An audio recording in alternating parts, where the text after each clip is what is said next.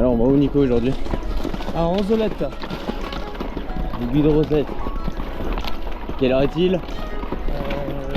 8h. Ouais, parce que moi, on est parti.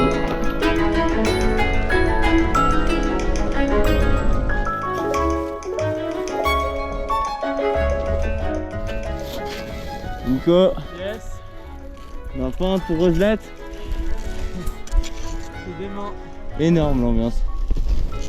Allez, à ciao. Moi, je suis arrivé le vendredi soir et j'avais qu'une envie, c'était faire du ski avec Bruno. Et franchement, c'était génial. Je pensais pas qu'on allait faire autant.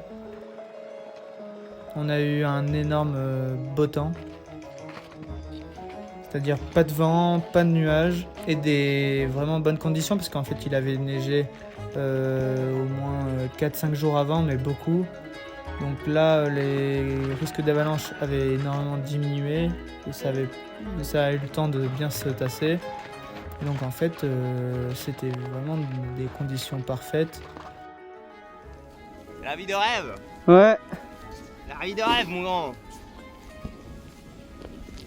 Oh là là. Je suis cuit. Je suis cuit, gros. Je suis cuit. Sa mère. J'espère que la descente elle est bonne.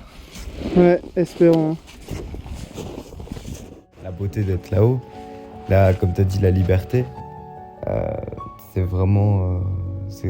T'es dans un autre monde, t'oublies un peu tout ce qui est en bas et tu profites juste du moment présent.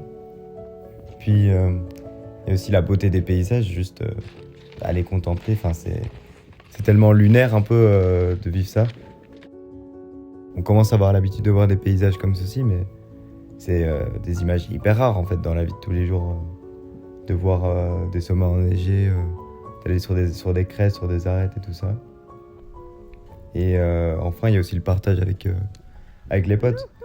En montagne, ouais, c'est beau, mais il y a aussi du danger et tout, et ça, je trouve que ça rapproche un peu avec les potes. Enfin, tu vis des moments assez forts, vu que souvent c'est plus long que faire juste un footing de 30 minutes.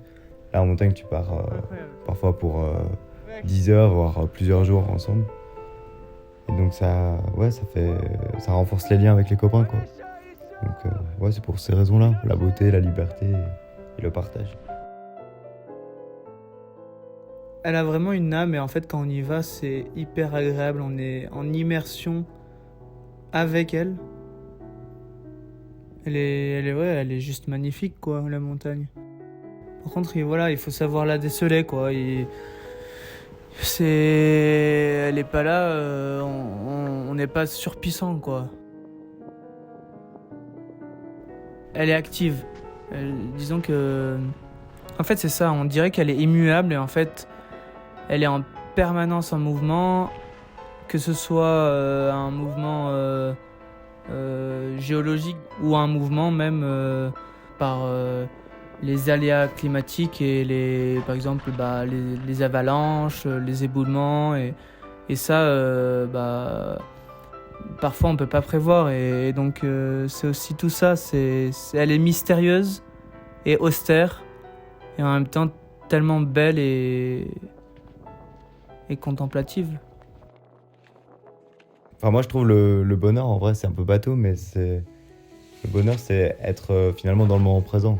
C'est pas penser à demain, c'est pas penser à hier, c'est kiffer le moment que tu passes là, que ce soit avec les copains ou tout seul, avoir un paysage de dingue et voilà, et se faire plaisir.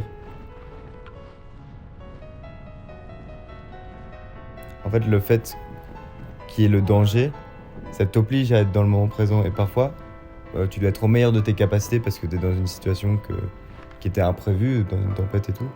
Et être dans le moment présent, ça te force à plus savourer le moment, mais aussi à être au meilleur de tes capacités, je trouve.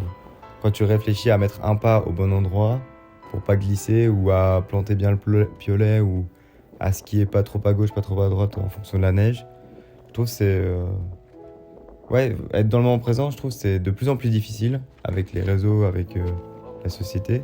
Mais c'est de loin la chose la plus importante, je trouve, à l'heure actuelle. Pour la sécurité en montagne et pour le plaisir en montagne. Voilà.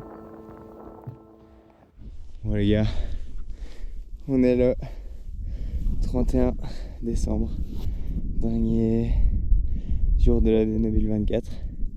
Il est 16h, ça fait 8 heures qu'on skie avec Nico. Regardez-moi ce coucher de soleil. On n'est pas au paradis là. Yes sir.